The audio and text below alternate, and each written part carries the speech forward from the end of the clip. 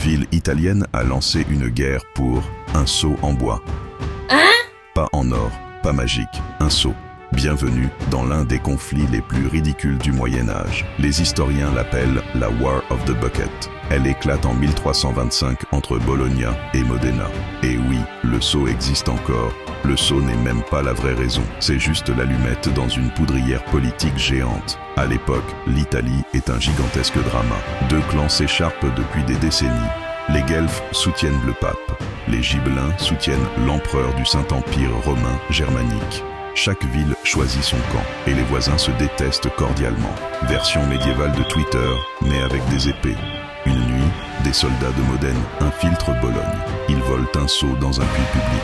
Un seau banal, bois, corde, valeur, 0. Mais symboliquement, c'est une humiliation cosmique. À Bologna, les Guelfes explosent. 30 000 hommes mobilisés, armures, chevaux, bannières, objectif stratégique, récupérer un sceau. En face, Modena aligne environ 7 000 soldats gibelins, 4 fois moins, mais beaucoup plus énervés. La bataille décisive a lieu lors de la Battle of Zapolino en 1325. Résultat, déroute totale de Bologne.